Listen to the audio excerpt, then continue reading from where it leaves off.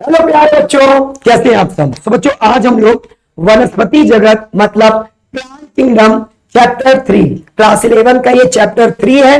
और आज बच्चों हम लोग एनसीईआरटी अभ्यास के अंतर्गत दिए गए उनके प्रश्नों को आज बच्चों हम लोग सॉल्व करेंगे। सो आज बच्चों हम लोग वनस्पति जगत मतलब प्लांट किंगडम के एनसीईआरटी जो पाठ्य पुस्तक है इसके हम लोग बेटा आज इसके क्वेश्चन को देखेंगे। क्लियर। तो चलिए शुरू करते हैं इसके सबसे पहले क्वेश्चन को। सबसे पहला क्वेश्चन बच्चों क्या कह रहा है, सवालों के वर्गीकरण का क्या आधार है। सबसे पहला क्वेश्चन बेटा कह रहा है कि सवालों के वर्गीकरण का क्या आधार है।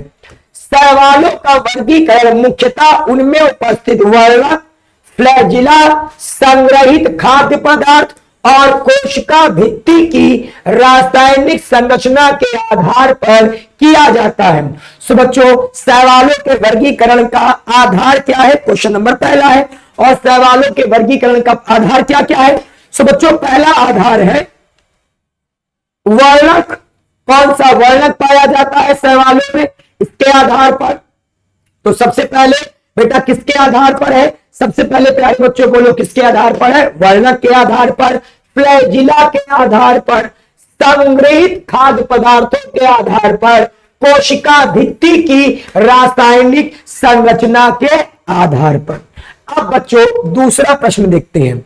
दूसरा प्रश्न कह रहा है लीवरवर्ट्स, मॉस, स्पर्म, जिम्नोस्पर्म तथा एंजियोस्पर्म के जीवन चक्र में कहां और कब निम्नीकरण विभाजन मतलब रिडक्शन डिवीजन होता है।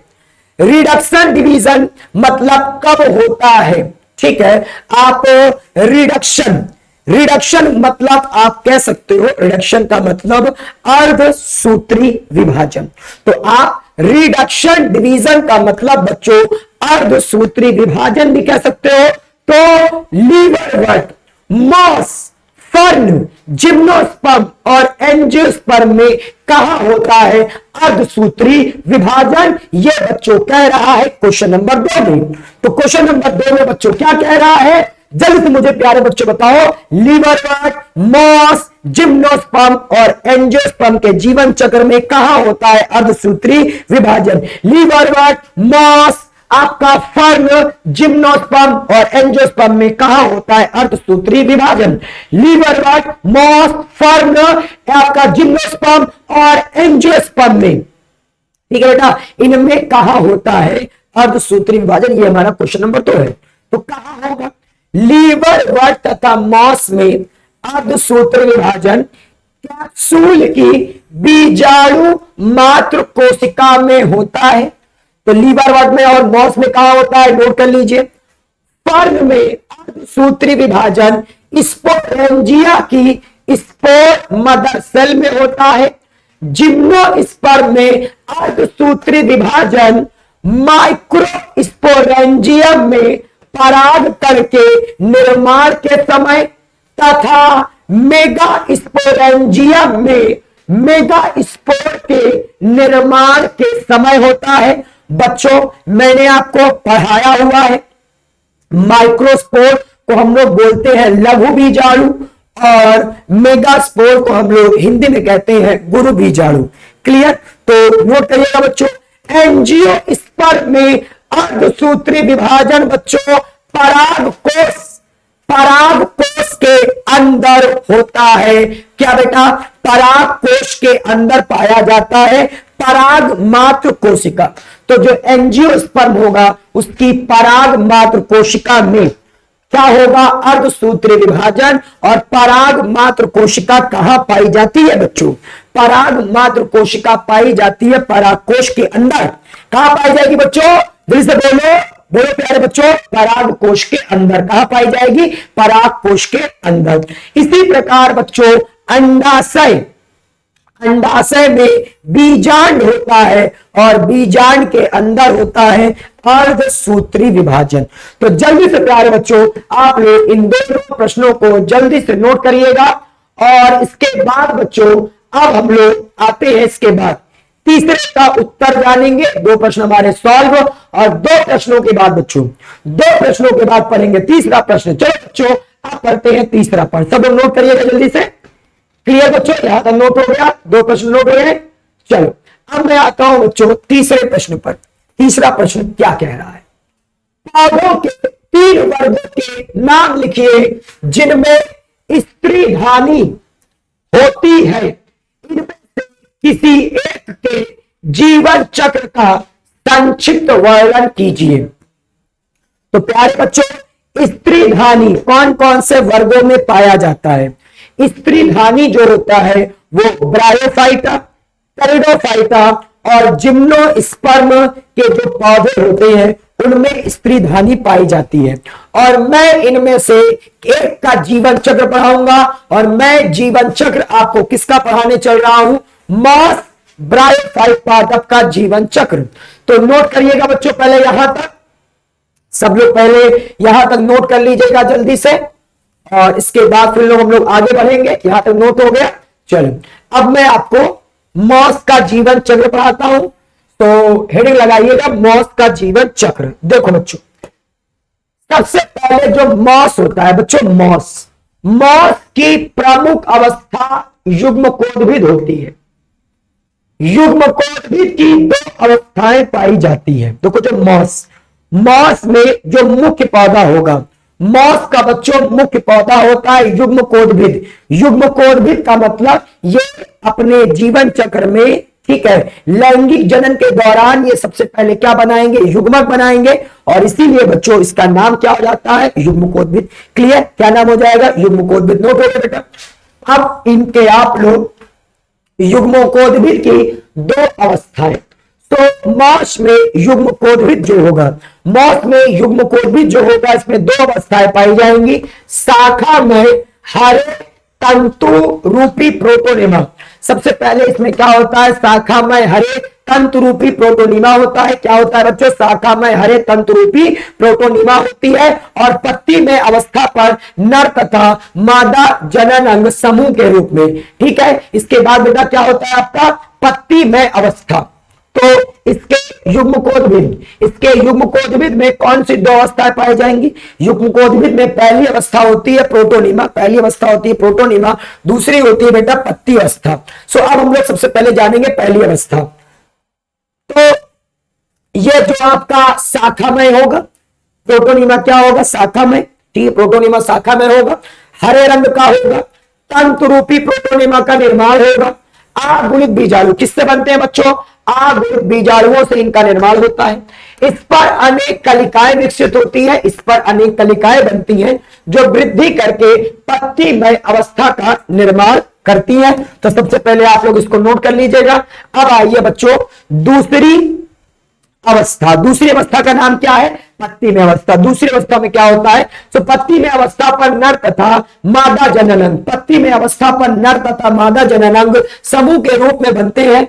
नर जननांग को पुंधानी तथा मादा जननांग को स्त्रीधानी कहते हैं। पुंधानी में द्विकशाभिक पुमड़ू तथा स्त्रीधानी में अंडाणु बनता है। निषेचन जल की उपस्थिति में होता है। पुमड़ू तथा अंडाणु संलयन के फलस्वरूप द्विगुणित जायगोट का निर्माण करते हैं। जायगोट से वृद्धि तथा विभाजन द्वारा द्विगुणित बीजाणुद्भिद का निर्माण होता है, और यह युग्मकोद्भिद पर अपूर्ण परजीवी होता है। मतलब ये जो बीजाणुद्भिद बन रहा है बेटा, ये किस पर निर्भर होता है? यह निर्भर होता है युग्मकोद्भिद पर। क्लियर? तो ये मैंने आप लोगों को पूरा का पूरा बच्चों बताया हुआ है। क्लियर? यहां तक नोट कर लीजिएगा जल्दी से, सब लोग बच्चों यहां तक जल्दी से नोट कर लीजिएगा। और इसके बाद बच्चों मैं आपको बीजाणुद्भिद के 3 भागों का नाम पढ़ाऊंगा। बीजाणुद्भिद में 3 भाग होते हैं, आप लोगों को मैंने बताया हुआ है। पहला होता है फुट, दूसरा होता है सीटा, तीसरा होता है कैप्सूल। तो मैंने आप लोगों को बच्चों बीजाणुद्भिद के 3 भागों के नाम भी बताए हैं। पहले आप लोग यहां तक नोट कर लीजिए, और इसके बाद मैं आपको बच्चों बीजाणुद्भिद के 3 भागों के नाम बताऊंगा। क्लियर? चलो सो अब हम लोग आते हैं बच्चों बीजारोद्भिद के 3 भाग होते हैं। सो बीजारोद्भिद का पहला भाग बेटा क्या होता है, फुट होता है। दूसरा भाग बच्चों बोलो सीटा होता है। तीसरा भाग कैप्सूल होता है। क्लियर। चलो सो यहां से इसको भी नोट कर लीजिएगा। और अब हम लोग आते हैं बच्चों, इसके बाद इसका मैं जीवन चक्र आपको दिखाता हूं। पहले आप लोग इतना नोट कर लीजिएगा, इसके बाद मैं आपको इसका जीवन चक्र बताता हूं। क्लियर बच्चों। चलिए तो अब हम लोग इसका जीवन चक्र पढ़ते हैं। सो बच्चों इसका जीवन चक्र आप लोग एक बार देख लीजिए। ये फ्यूनेरिया मॉस है। फ्यूनेरिया आपका किसमें आता है बच्चों, जो फ्यूनेरिया है वो मॉस में आता है। तो मैं आपको बच्चों फ्यूनेरिया, ठीक है, फ्यूनेरिया का मैं आपको जीवन चक्र बताऊंगा बच्चों। क्लियर। चलिए तो मैं बच्चों आप लोगों को फ्यूनेरिया का पढ़ाने जा रहा हूं जीवन चक्र। फ्यूनेरिया अगर आपसे कोई पूछता है फ्यूनेरिया का जीवन चक्र बेटा, तो ये फ्यूनेरिया आपका किसका एग्जांपल है, फ्यूनेरिया मॉस का एग्जांपल है। तो सबसे पहले ये आप ध्यान से देखना, जो ब्रायोफाइट होंगे, ब्रायोफाइट में मुख्य पौधा क्या होगा, गैमेटोफाइट। ब्रायोफाइट का मुख्य पौधा क्या होगा, गैमेटोफाइट होगा। सबसे पहले ये जो मॉस का लीफी प्लांट है, इस पर बनेगा एंथ्रीडियम मतलब पुंधानी, आर्चिगोनियम मतलब स्त्रीधानी। एंथ्रीडियम के अंदर बच्चों क्या बन रहा है, एंथ्रोजॉइड। एंथ्रोजॉइड का मतलब होता है पुंगड़ू। और इसके अंदर बनेगा बेटा आपका मादा युग्मक। नर और मादा युग्मक आपस में संलयन कर लेगा, फर्टिलाइजेशन हो जाएगा। फर्टिलाइजेशन को हम हिंदी में बोलते हैं निषेचन। निषेचन हो जाएगा। निषेचन के बाद क्या बनता है, जायगोट बनता है। फिर ये जो जायगोट होगा, ये जायगोट से बेटा, ये जायगोट से क्या बनेगा, जायगोट से आपका स्पोरोफाइट बनेगा। स्पोरोफाइट जो है वो आपका उसमें कैप्सूल होगा। स्पोरोफाइट में क्या होगा, कैप्सूल। बच्चों स्पोरोफाइट आप लोगों को मैंने बताया है, स्पोरोफाइट में क्या होगा, कैप्सूल। स्पोरोफाइट के कितने भाग होते हैं, 3। पहले भाग का नाम फुट, दूसरे भाग का नाम सीटा, तीसरे भाग का नाम कैप्सूल। तो कैप्सूल के अंदर क्या पाई जाएगी, स्पोर मदर सेल पाई जाएगी। और स्पोर मदर सेल में अर्धसूत्री विभाजन होगा। अर्धसूत्री विभाजन से स्पोर, स्पोर का मतलब बीजाणु बन जाएंगे। ये बीजाणु अंकुरित होकर क्या बनाएंगे बेटा, प्रोटोनिमा। क्या बनाएंगे, प्रोटोनिमा। और प्रोटोनिमा बेटा उसमें कलिकाएं पाई जाएंगी। और ये प्रोटोनिमा पर जो कलिकाएं होंगी, प्रोटोनिमा पर जो कलिकाएं होंगी वो बना लेंगे बेटा मॉस का लीफी प्लांट। क्लियर। तो सब लोग इसको जल्दी से बना लीजिएगा। क्लियर बच्चों, जल्दी से आप लोग इसको बना लीजिएगा। चलिए तो इसको आप लोग बेटा जल्दी से बना लीजिए फटाफट। चलिए सभी प्यारे प्यारे बच्चों इसको सबने बना लिया, तो आप सभी लोग बेटा इसको जल्दी से बना लीजिए फटाफट। सब लोगों ने बना लिया, आगे बढ़े बेटा, सबने इसको बना लिया। चलो अब हम लोग आते हैं नेक्स्ट क्वेश्चन पर। तो हमारा पहले में एक आध 2 पॉइंट और बता देता हूं मैं कि ये जो आपका बच्चों क्या होता है, संपुट। संपुट का मतलब कैप्सूल। कैप्सूल के बीजाणु कोष्ठ में स्थित द्विगुणित बीजाणु मात्र कोशिकाओं में अर्धसूत्री विभाजन द्वारा अगुणित बीजाणु बनते हैं। बीजाणु को इंग्लिश में क्या बोलते हैं, स्पोर। बीजाणु को इंग्लिश में क्या बोलते हैं, स्पोर। तो स्पोर जो होंगे, ठीक है बेटा, वो कहां बनते हैं, स्पोर आपके बनते हैं कैप्सूल के अंदर। बच्चों जो स्पोर्स होते हैं वो कहां बनते हैं, कैप्सूल के अंदर। और संपुट के स्फुटन से बीजाणु बाहर आ जाएंगे। बीजाणुओं का प्रकीर्णन वायु द्वारा होता है। अनुकूल परिस्थितियां मिलने पर बीजाणु अंकुरित होकर तंतु रूपी स्वपोषी प्रोटोनिमा बनाते हैं। क्लियर। तो इस प्रकार बच्चों हमारा ये आंसर कंप्लीट हो जाएगा। और अब हम आते हैं बच्चों आंसर नंबर 4 पर। आंसर नंबर 4 क्या कह रहा है, देखो पहले तो इसका जल्दी से आप लोग नोट करिएगा बेटा फटाफट। अब हम लोग पढ़ने वाले हैं अपना अगला क्वेश्चन। और अगला हमारा क्वेश्चन क्या कह रहा है, बहुत आसान सा क्वेश्चन है। निम्नलिखित की सूत्र गुणता बताइए। मॉस की प्रथम तंतु कोशिका ये द्विगुणित होगा कि अगुणित होगा। आपको यह बताना है कि इनमें से कौन बेटा द्विगुणित होता है, कौन द्विगुणित होता है, कौन त्रिगुणित होता है, कौन अगुणित होता है।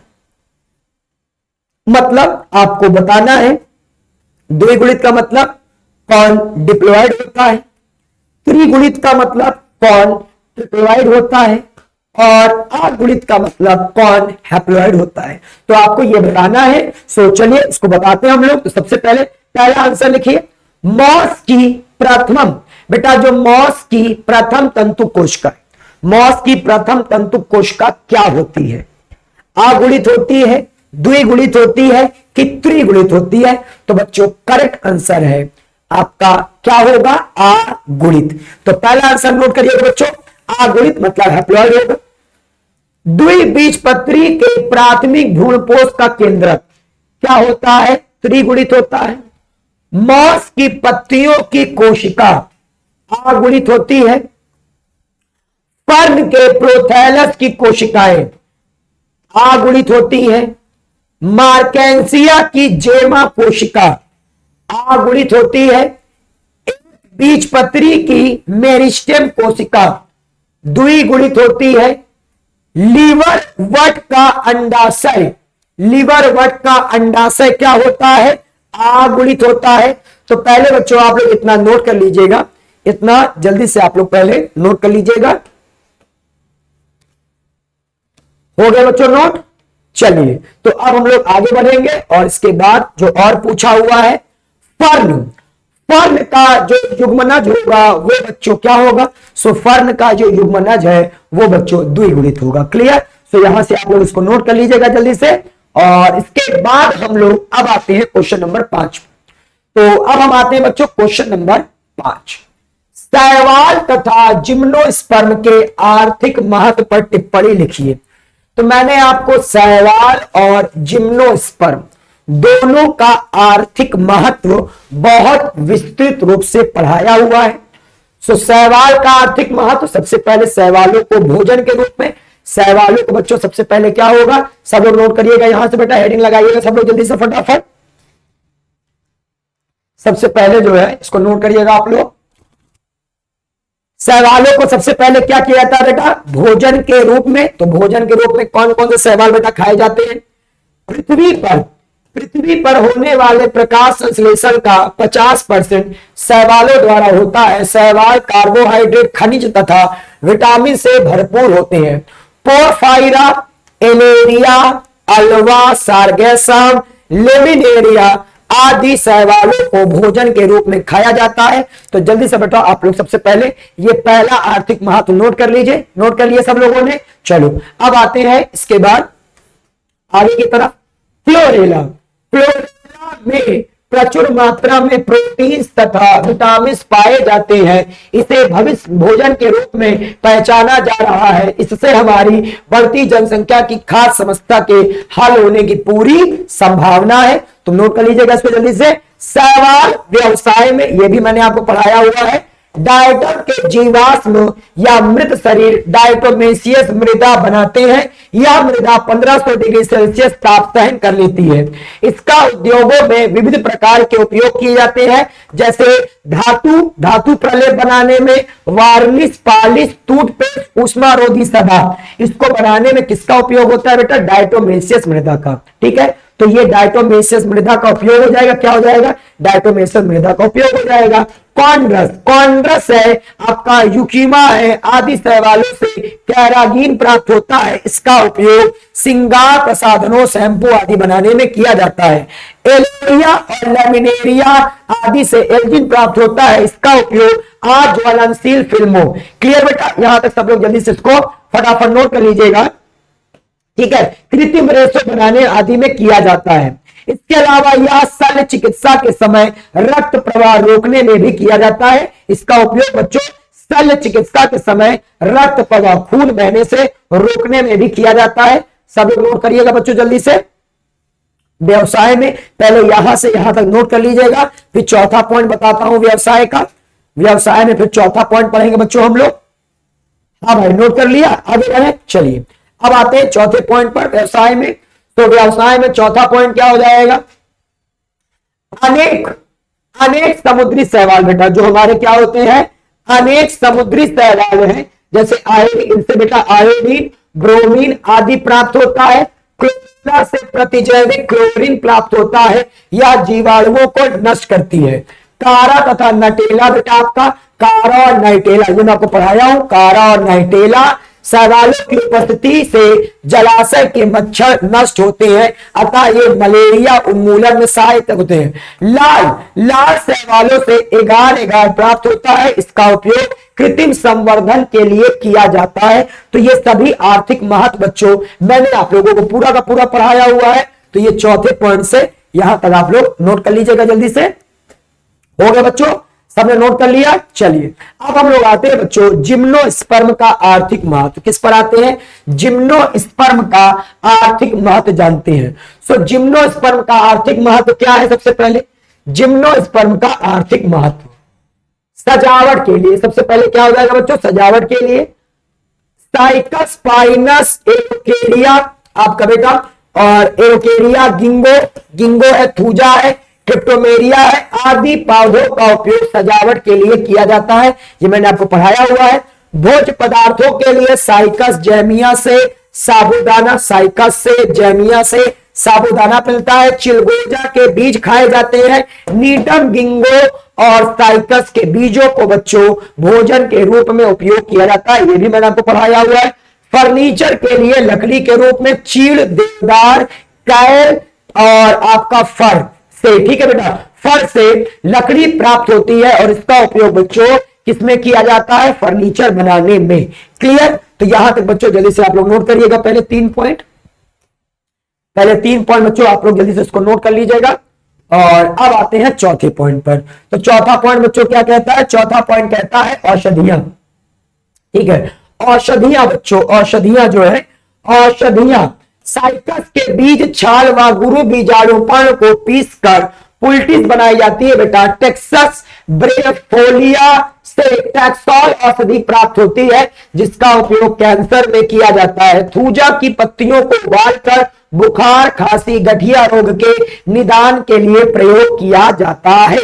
और पांचवा बच्चों हम लोग जानते हैं आर्थिक महत्व, एपिस बाल्सीमिया से कनाडा बाल्सम, जूनिपेरस से सीडार वुड ऑयल, पाइनस से तारपीन का तेल प्राप्त होता है। क्लियर बच्चों? तो ये हो जाएगा हमारा जिम्नोस्पर्म का आर्थिक महत्व। तो ये पांचों पॉइंट बच्चों जल्दी से नोट कर लीजिएगा आप लोग। सब लोग बोलिए बच्चों, जल्दी से नोट हो गए यहां तक? हाँ भाई जल्दी से बताइए। यस सर, नोट हो गया। चलो आगे बढ़े। अब आते हैं नेक्स्ट, जिम्नोस्पर्म। जिम्नोस्पर्म तथा एंजियोस्पर्म दोनों में बीज होते हैं, फिर भी उनका वर्गीकरण अलग अलग क्यों है? तो जिम्नोस्पर्म तथा एंजियोस्पर्म दोनों का वर्गीकरण अलग अलग इसलिए किया जाता है क्योंकि जिम्नोस्पर्म में बीज जो होते हैं वो नग्न होते हैं, फल अनुपस्थित होता है, फूल अनुपस्थित होता है। जिम्नोस्पर्म का भ्रूण पोष अगुणित होता है, निषेचन से पहले बनता है। और द्विनिषेचन जिम्नोस्पर्म में क्या होता है? अनुपस्थित होता है। वर्तिकाग्र अनुपस्थित होता है, स्त्री धानियां पाई जाती है। तो ये हो गया जिम्नोस्पर्म के लक्षण। तो सबसे पहले आप लोग ये जिम्नोस्पर्म के पॉइंट नोट कर लीजिएगा बच्चों। तो यहां से लेकर यहां तक, यहां से लेकर यहां तक जिम्नोस्पर्म का पॉइंट हो जाएगा। क्लियर? और अब इसके बाद एंजियोस्पर्म का पॉइंट जानते हैं। एंजियोस्पर्म क्या होता है बच्चों? जो एंजियोस्पर्म होता है, एंजियोस्पर्म में सबसे पहले बच्चों आप लोगों को एंजियोस्पर्म के बीज फल से घिरे रहते हैं, फूल उपस्थित होते हैं, भ्रूण पोष त्रिगुणित होता है, द्विनिषेचन के पश्चात बनता है, वर्तिकाग्र पाया जाता है और स्त्री धानियां नहीं पाई जाती हैं। और इस वजह से बच्चों जो जिम्नोस्पर्म है उसमें बीज है और एंजियोस्पर्म में बीज है, दोनों बीज है। जिम्नोस्पर्म में भी बीज है और एंजियोस्पर्म में भी बीज है, लेकिन दोनों फिर भी अलग अलग हैं। तो ये बच्चों हो जाएगा कारण।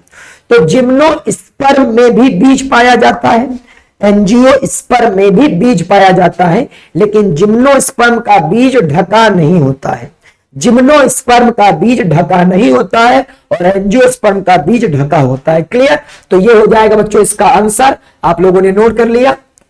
सबसे पहले बच्चों नोट करिएगा छठे का आंसर।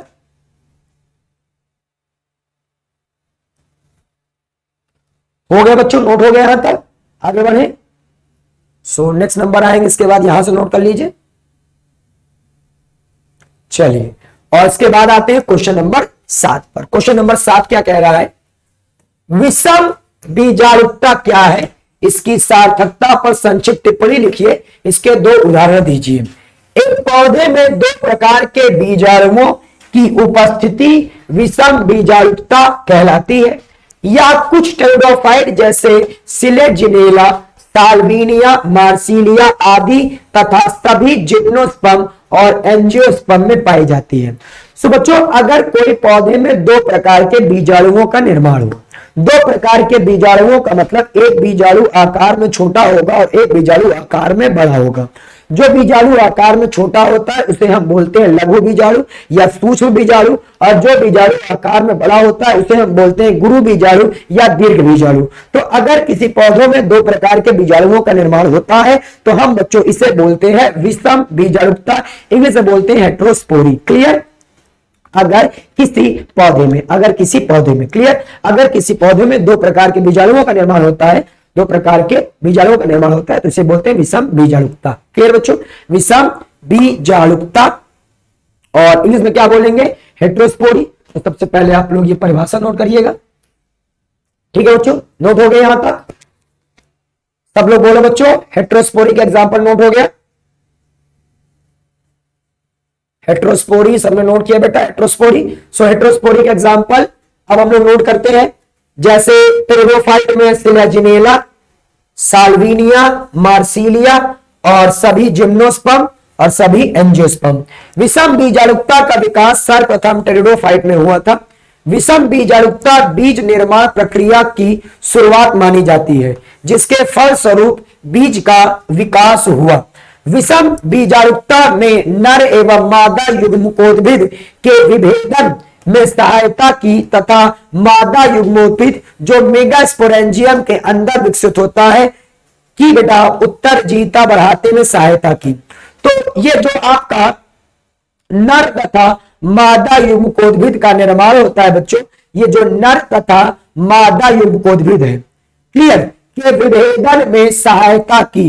तो नर तथा मादा युग्मकोद्भिद जो आपका अलग हो रहा है, विभेदन मतलब अलग होना, तो जो नर तथा मादा युग्मकोद्भिद अलग हो रहे हैं, ये किस वजह से बच्चों अलग हुए हैं? विषम बीजाणुता के कारण। किस वजह से?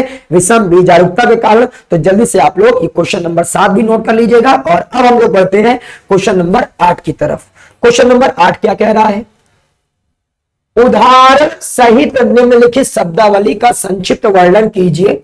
प्रथम तंतु, यह हरी अगुणित प्रकाश संश्लेषी स्वतंत्र प्रारंभिक युग्मकोद्भिद संरचना है जो मॉस ब्रायोफाइट में पाई जाती है। यह बीजाणुओं के अंकुरण से बनती है तथा नए युग्मकोद्भिद पौधे का निर्माण करती है। तो सबसे पहले बच्चों आप लोग प्रथम तंतु की यह परिभाषा नोट करिएगा। ठीक है बच्चों?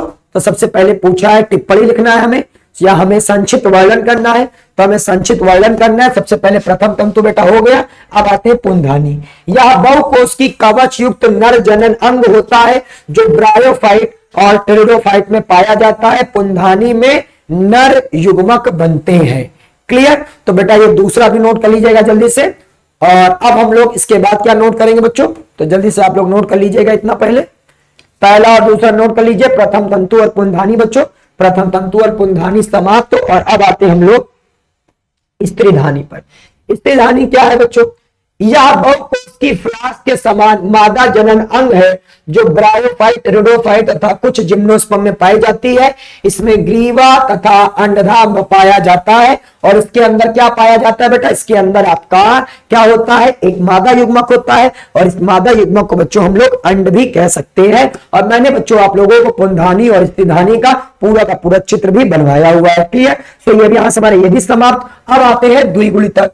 द्विगुणितक क्या है? यह जीवन चक्र का एक प्रकार है जिसमें पौधा द्विगुणित होता है। इस पर युग्मकी अर्धसूत्री विभाजन द्वारा अगुणित युग्मक बनते हैं। उदाहरण फ्यूकस, सारगेसम। तो ये भी बच्चों मैंने आप लोगों को पढ़ाया है। इसके बाद मैंने आपको बीजाणुपर्ण भी पढ़ाया है। फर्न में बीजाणु धानियों में पाए जाते हैं। इन बीजाणु धानियों के समूह को सोरस कहते हैं। पत्ती की नीचे की सतह पर मध्य सिरा के दोनों ओर दो पंक्तियों में सिराओं के सिरे पर लगी रहती है। इन सोराई धारण करने वाली पत्तियों को, तो जिन पत्तियों पर बच्चों क्या पाए जाते हैं? जिन पत्तियों पर आपके सोराई पाई जाती है उन्हें हम बोलते हैं क्या बेटा? आप बोलोगे क्या? बीजाणुपर्ण। और आसान शब्दों में आप क्या बता सकते हो कि जिन पत्तियों की जिन पत्तियों की बेटा, ठीक है, सतह पर क्या पाई जाएंगी? बीजाणु धानियां। सो जिन पत्तियों की सतह पर बीजाणु धानियां पाई जाती हैं उन्हें बोलते हैं बीजाणु। पर नोट कर लीजिएगा जल्दी से। और इसके बाद बच्चों हम लोग पढ़ेंगे समयुग्मकी। चलो, तो अब मैं आपको बताता हूं बच्चों समयुग्मकी क्या होता है। सो समयुग्मकी का मतलब क्या होगा?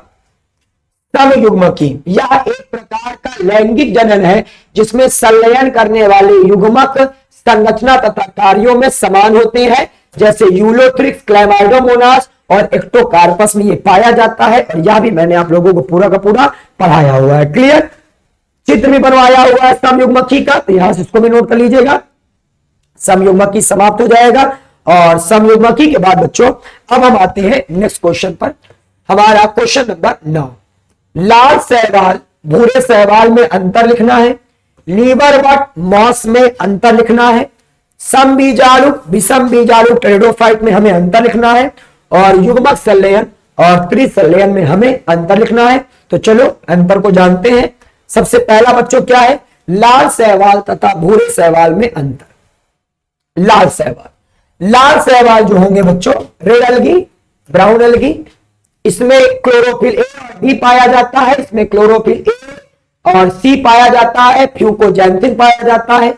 लाल शैवाल में फाइकोबिलिस उपस्थित होते हैं, इसमें फाइकोबिलिन अनुपस्थित होते हैं। लाल शैवाल का भोजन जो है संचित होता है फ्लोरेडियन स्टार्च के रूप में, भूरे शैवाल का भोजन संचित होता है लेमिनेरिन के रूप में। लाल शैवाल में बच्चों आपके चल बीजाणु नहीं पाए जाते हैं, इसमें चल बीजाणु पाए जाते हैं। लाल शैवाल का उदाहरण है पॉलीसाइफोनिया, पोरफाइरा, ग्रेसिलेरिया, जिलेडियम। और भूरे शैवाल का उदाहरण है एक्टोकार्पस, डिक्टियोटा, लेमिनेरिया, सारगैसम और फ्यूकस। तो सबसे पहले बच्चों आप लोग ये लाल शैवाल और भूरे शैवाल में अंतर नोट कर लीजिए। चलिए अब हम लोग आते हैं बच्चों इसके बाद लाल शैवाल और भूरे शैवाल के बाद अंतर पाते हैं लीवरवट और मॉस में अंतर। सो अब हम लोग पढ़ेंगे बच्चों लीवरवट और मॉस में अंतर, और इसमें काफी अंतर है तो इसलिए इसको बेटा बहुत ध्यान समझिएगा।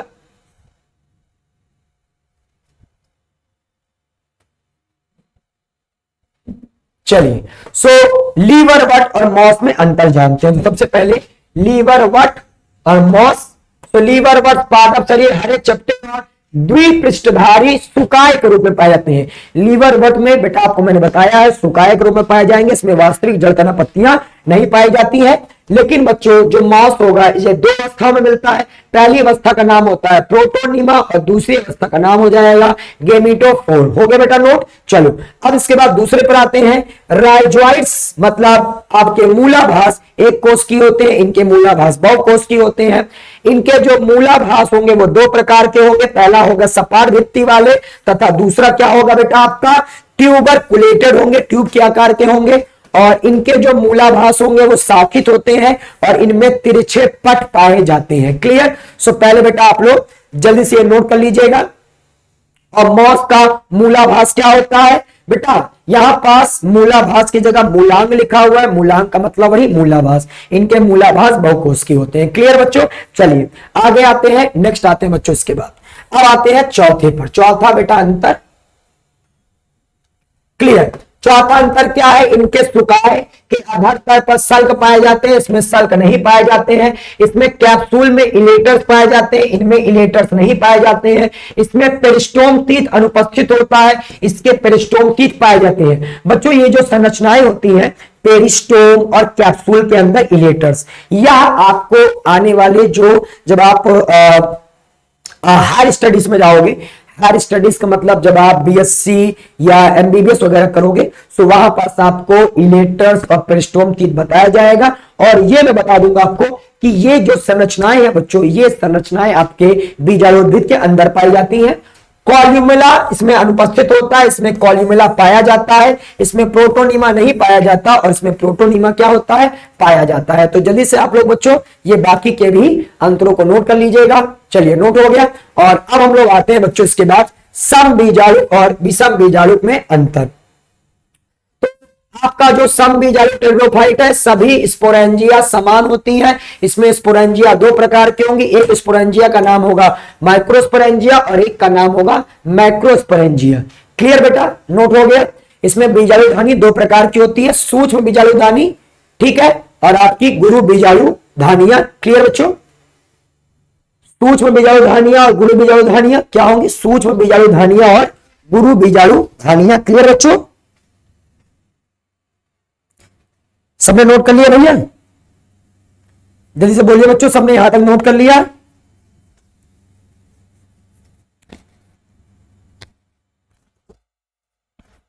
चलिए अब नोट हो गया बेटा, आगे बढ़े। चलो अब ये हमारा यहां से हो गया। अब इसके बाद आते हैं नेक्स्ट पॉइंट पर। बेटा नेक्स्ट अंतर क्या है इसमें? जो आप देखोगे इसमें जो बीजाणु होंगे वो एक ही प्रकार के होते हैं। इसमें बीजाणु दो प्रकार के होते हैं, एक होता है बेटा आपका मेगास्पोर, एक होता है माइक्रोस्पोर। युग्म कोषविद इसमें एक ही प्रकार का होता है। इसमें जो युग्म कोषविद होगा बेटा, ठीक है, एक होगा नर युग्म कोषविद और एक क्या होगा? मादा युग्म कोषविद। इसमें कोई विकासी महत्व नहीं होता है और ये विकासी महत्व दर्शाते हैं। इसका उदाहरण क्या होगा? टेरिस और एडियंटम। और इसका उदाहरण क्या होगा बेटा? Salvinia, Selaginella, Marsilea. ठीक है, तो ये आपका साल्विनिया, मार्सिलिया सब इसके उदाहरण हो जाएंगे। क्लियर? नोट हो गया जल्दी से? चलो तो यहां से नोट हो गया। अब हम लोग आते हैं बेटा नेक्स्ट इसके बाद अंतर पर, और इसका नाम है बच्चों युग्मक संलयन तथा त्रिसंलयन में अंतर। क्लियर? युग्मक संलयन और त्रिसंलयन में अंतर। और इसके बाद बच्चों हमारा चलिए सो युग्मक संलयन और त्रिसंलयन में अंतर पढ़ लेते हैं। युग्मक संलयन, युग्मक संलयन में क्या होगा? दोनों नर और मादा युग्मक का संलयन होता है। त्रिसंलयन में एक नर युग्मक तथा दो के कायिक केंद्रक आपस में संलयन करते हैं। युग्मक संलयन द्वारा द्विगुणित जाइगोट बनता है। त्रिसंलयन द्वारा त्रिगुणित क्या बनता है बेटा? भ्रूणपोष बनता है। युग्मक संलयन में जाइगोट से भ्रूण का, ठीक है, निर्माण होता है। त्रिसंलयन में जो भ्रूणपोष होता है वो बेटा भ्रूण को पोषण प्रदान करता है। क्लियर? चलिए आगे बढ़े। नेक्स्ट क्वेश्चन आते हैं, एक बीजपत्री और द्विबीजपत्री में क्या अंतर है? तो चलिए बेटा इसको भी सॉल्व करते हैं। एक बीजपत्री और द्विबीजपत्री। सबसे पहले बेटा पहला अंतर, एक बीजपत्री में एक बीजपत्र होता है, द्विबीजपत्री में दो बीजपत्र होते हैं। पुष्प के भाग 3 के गुणन में पाए जाते हैं, इसमें पुष्प के भाग 4 या 5 के गुणन में पाए जाते हैं। पत्तियों में समांतर शिरा विन्यास होता है। ये सब मैं आपको समांतर शिरा विन्यास वगैरह मैं बेटा आपको पढ़ाऊंगा चैप्टर नंबर 5 में। पत्तियों में जालिकावत शिरा विन्यास होता है, इसको भी मैं आपको पढ़ाऊंगा। क्लियर बेटा? हो गए 3 अंतर। चौथा देखो, इसमें जो होगा प्राथमिक जड़ कम समय के लिए होती है, मूसला जड़ अनुपस्थित होती है तथा झकड़ा जड़ पाई जाती है। इसमें प्राथमिक जड़ लंबे समय तक रहती है, मूल तंत्र का निर्माण करती है। इसमें जो संवहन मंडल होगा वो बिखरे हुए होते हैं और इसमें संवहन मंडल एक घेरे में पाए जाते हैं। संवहन मंडल भी मैं पढ़ाऊंगा और संवहन मंडल भी मैं आपको बहुत विस्तृत रूप में चैप्टर नंबर 6 में पढ़ाऊंगा। संवहन मंडल बेटा हमें चैप्टर नंबर 6 में बहुत विस्तृत से पढ़ना है, सो वहां पढ़ेंगे इसको। और इसके बाद बच्चों इतना पहले आप लोग नोट कर लीजिए जल्दी से। हो गया नोट? अब बच्चों नेक्स्ट पॉइंट हमारा आएगा छठा पॉइंट। छठा पॉइंट देख लीजिए। इसमें क्या होता है, जो संवहन मंडल होता है वो आपके बंद प्रकार के पाए जाते हैं, इसमें संवहन मंडल खुले प्रकार के पाए जाते हैं। इसमें कैम्बियम अनुपस्थित होता है, इसमें कैम्बियम पाया जाता है। इनमें द्वितीयक वृद्धि नहीं पाई जाती, लेकिन इनमें द्वितीयक वृद्धि पाई जाती है। इनमें ऊतक तंत्र विभेदित नहीं होता है तनों में, और इनका तनों में ऊतक तंत्र जो होगा वो बटा होगा। जड़ में पित्त हमेशा पाया जाएगा, इनके जड़ में पित्त अनुपस्थित होता है या सूक्ष्म होता है। और इनमें जो संवहन मंडल होंगे वो 8 से अधिक होते हैं, इनमें संवहन मंडल बेटा 8 से कम होते हैं। क्लियर? सो यहां से हमारा एक बीजपत्री और द्विबीजपत्री में अंतर भी हो जाएगा। और इसके बाद बच्चों अब हम आते हैं नेक्स्ट, हमारा ये जो है वो लास्ट क्वेश्चन हो जाएगा आज का। तो ये आज का लास्ट क्वेश्चन है बच्चों। स्तंभ फर्स्ट में दिए गए पादपों का स्तंभ सेकंड में दिए गए पादपों से हमें मैच कराना है। तो आप लोगों को बेटा सबसे पहले ये क्लैमाइडोमोनास है, क्लैमाइडोमोनास सहवाल होता है। साइकस आपका जिम्नोस्पर्म है। सेलेजिनेला बेटा जो सेलेजिनेला है वो आपका सी नंबर, तो सी नंबर आपका बेटा टेरिडोफाइट है। और स्पैगनम बेटा क्या है? मॉस है। क्लियर? सो आप लोग इसको भी नोट कर लीजिएगा। इसके बाद हमारा लास्ट क्वेश्चन आ गया, जिम्नोस्पर्म के महत्वपूर्ण अभिलक्षणों का वर्णन। तो हमें बेटा जिम्नोस्पर्म के कुछ महत्वपूर्ण लक्षण बताने हैं, ये हमारा आज का लास्ट क्वेश्चन है। तो जिम्नोस्पर्म का सबसे पहला लक्षण क्या हो जाएगा बच्चों? नोट करिएगा। पहला इसका महत्वपूर्ण अभिलक्षण, जिम्नोस्पर्म का महत्वपूर्ण अभिलक्षण, जिम्नोस्पर्म के बीज ढके नहीं होते हैं। अधिकतर ज्यादातर ये मरुस्थल में होते हैं, काष्ठी और बहुवर्षीय होते हैं। इनमें दो प्रकार की पत्तियां मिलती हैं, सल्कपर्ण और सत्यपर्ण। स्टोमेटा निचली सतह पर पाए जाते हैं। तो पहले आप लोग ये दो लक्षण जल्दी से नोट कर लीजिएगा। हो गया नोट? आगे बढ़े, तीसरे लक्षण पर आते हैं। तीसरा लक्षण क्या है? तने में संवहन पुल, जो तना होगा, तने में संवहन पुल संयुक्त कोलैटरल होते हैं, ओपन होते हैं। जाइलम में वाहिकाएं तथा फ्लोएम में सहकोशिकाएं नहीं पाई जाती हैं। पौधे विषम बीजाणुक होते हैं, एक बनाएगा लघु बीजाणु, एक बनाएगा गुरु बीजाणु। और बच्चों ये जो ओपन है, कोलैटरल है, ये हम लोगों को डिटेल में पढ़ना है चैप्टर नंबर 6 में, तो वहां पास मैं इसको आपको बताऊंगा। नोट हो गया बेटा? चलिए अब आते हैं, हाँ क्लियर, 5 लक्षण कंप्लीट। अब आ जाओ बेटा छठे लक्षण पर। छठा लक्षण क्या है? शंकु मिलेगा आपको, शंकु कहलाते हैं। इसमें नर जनन अंग जो होगा, शंकु के रूप मतलब जो इसमें जनन अंग होंगे। जनन अंग आमतौर पर क्या होते हैं बेटा? शंकुओं के रूप में पाए जाते हैं, जैसे नर शंकु और मादा शंकु। एक लिंगाश्रयी होते हैं। नर शंकु का निर्माण लघु बीजाणु पर्णों से होगा और मादा शंकु का निर्माण बच्चों किससे होता है? गुरु बीजाणु पर्णों से होता है। तो यहां से छठा पॉइंट नोट कर लीजिएगा। नर युग्मोद्भिद, नर युग्मकोद्भिद अत्यंत ह्रासित होता है और पराग नलिका इनमें पाई जाती है। तो यहां से बच्चों हमारा 7 लक्षण कंप्लीट हो जाएगा। क्लियर? अब आते हैं बच्चों 8वें लक्षण पर। 8वां लक्षण क्या कह रहा है? 8वां लक्षण कह रहा है बच्चों, मादा युग्मकोद्भिद एक गुरु बीजाणु से बनता है, यह बहुकोशिकीय होता है, यह पोषण के लिए बीजाणुद्भिद पर निर्भर होता है। इनका भ्रूणपोष आगुरित होता है, यह निषेचन से पहले बनता है। इन पौधों में सामान्यतः वायु परागण होता है। ये सभी लक्षण मैंने बच्चों आप लोगों को अनावृत बीजी पादप में पढ़ाया हुआ है। 10 लक्षण नोट हो गए बच्चों। चलिए अब आते हैं 11वें लक्षण पर। सो 11वां लक्षण क्या कह रहा है? 11वां लक्षण कह रहा है प्रायः बहुभ्रूणता पाई जाती है। इनमें बच्चों आपको बहुभ्रूणता पाई जाएगी, किंतु अंकुरण के समय केवल एक ही भ्रूण विकसित होता है। नग्न बीजांड से निषेचन तथा परिवर्धन के बाद नग्न बीज बनाता है और फल नहीं बनते हैं। तो ये बच्चों आपके क्या हो जाएंगे? अनावृत बीजी पादपों के महत्वपूर्ण बच्चों, ठीक है, ये आपके अनावृत बीजी पादपों के महत्वपूर्ण अभिलक्षण हो जाएंगे। तो अनावृत बीजी पादपों के महत्वपूर्ण अभिलक्षण समाप्त, अनावृत बीजी पादपों के महत्वपूर्ण अभिलक्षण समाप्त। और अब आते हैं बच्चों हम लोग आज के डीपीपी पर। सो आज के डीपीपी में आपको मैं बहुत अच्छे क्वेश्चन दूंगा। आज आपको बच्चों पूरे चैप्टर का रिवीजन करना है। पूरे चैप्टर को आपको बेटा एकदम अच्छे से पढ़ लेना है। आज के डीपीपी में आपको मैं लक्षण दूंगा बेटा, सभी के लक्षण आपको बताने हैं। शैवालों के 5 लक्षण आप लोग बताओगे। पूरे चैप्टर को बच्चों रिवीजन करिएगा। ब्रायोफाइट्स के 5 लक्षण, टेरिडोफाइट्स के 5 लक्षण,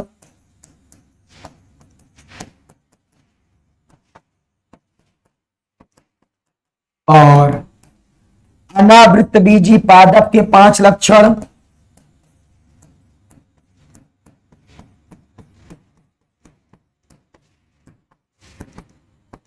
पादप के 5 लक्षण,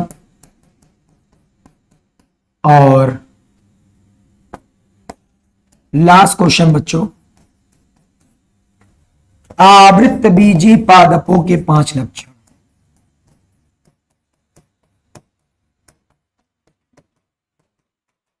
तो ये बच्चों आज के 5 क्वेश्चन हो जाएंगे डीपीपी के। आप लोग इनको सॉल्व करिएगा और अपना ख्याल रखिएगा।